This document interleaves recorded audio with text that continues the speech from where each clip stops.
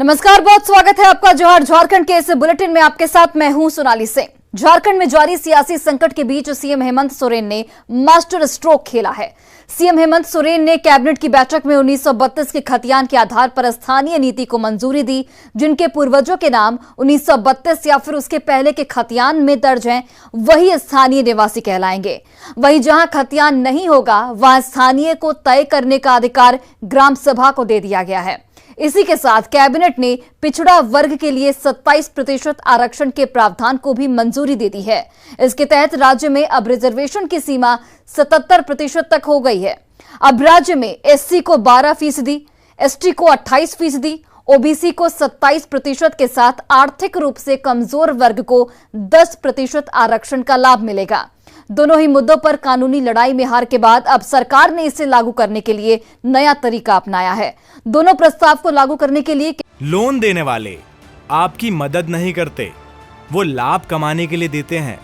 तो कौन अच्छा है और कौन बुरा है, जानना चाहते हैं तो फ्रीडम ऐप को अभी डाउनलोड कीजिए। केंद्र सरकार से अनुशंसा की जाएगी। इसके साथ ही इसे 9वीं अनुसूची में डालने का भी अनुरोध किया जाएगा।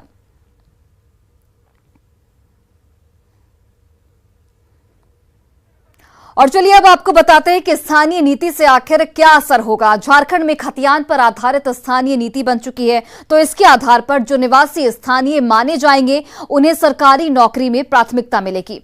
सरकारी कॉलेजों में दाखिले में भी इन्हें फायदा दिया जाएगा। इसके साथ ही स्थानीय निवासियों के लिए रोजगार से लेकर शिक्षा के अवसर भी बढ़ जाएंगे। स्थानीय नीति से क्या क्या फायदा होगा, ग्राफिक्स के जरिए समझिए। स्थानीय निवासियों के लिए रोजगार बढ़ेंगे, उनके लिए मौके बढ़ जाएंगे।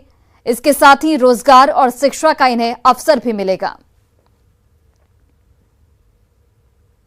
और अब आपको बताते हैं कि स्थानीय नीति पर आखिर विवाद क्या है। हेमंत कैबिनेट ने 1932 के खतियान पर आधारित स्थानीय नीति पर मोहर तो लगा दी, पर इस स्थानीय नीति की वजह से 1932 के बाद झारखंड में बसे परिवारों के वंशजों को बाहरी माना जाएगा।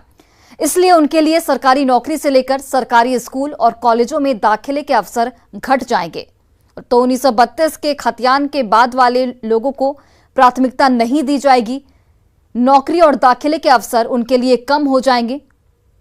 स्कूल और कॉलेजों में दाखिले के अवसर भी उनके लिए घट जाएंगे। झारखंड के मुख्यमंत्री हेमंत सोरेन ने कहा है कि रिजर्वेशन का दायरा बढ़ाना और 1932 के खतियान को स्थानीयता के आधार बनाना ऐतिहासिक फैसला है। इसका फायदा हर वर्ग के निवासियों को मिलेगा। कैबिनेट की मीटिंग के बाद हेमंत सोरेन जैसे ही झारखंड मंत्रालय से बाहर निकले, उनके स्वागत में लोगों की भीड़ उमड़ पड़ी।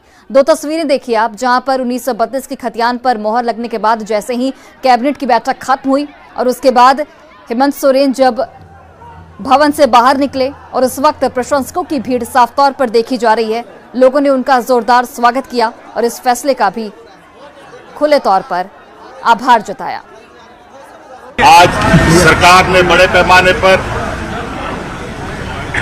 कई ऐतिहासिक निर्णय लिए, चाहे वो 32 का खतियान की बात हो, चाहे राज्य में विभिन्न वर्गों को आरक्षण से संबंधित बातें हो।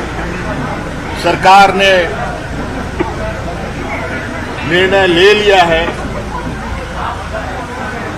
कि राज्य में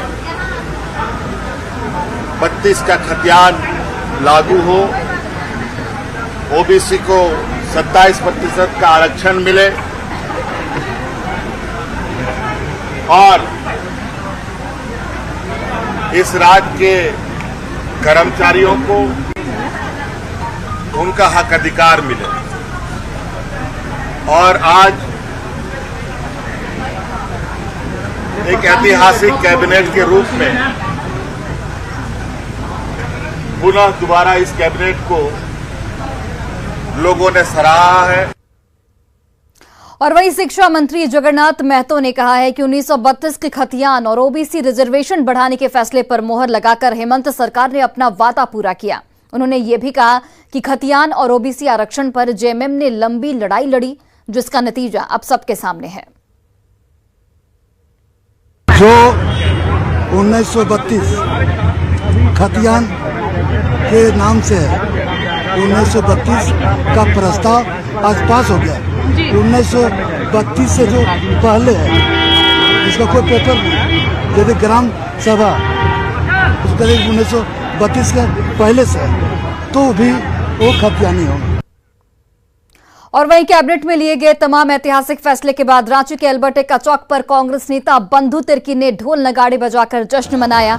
बंधु तिर्की के साथ साथ उनके समर्थकों ने भी हेमंत कैबिनेट के उस फैसले का दिल खोलकर स्वागत किया जिसमें 1932 के खतियान के आधार पर स्थानीय नीति बनाने की मंजूरी दी गई है।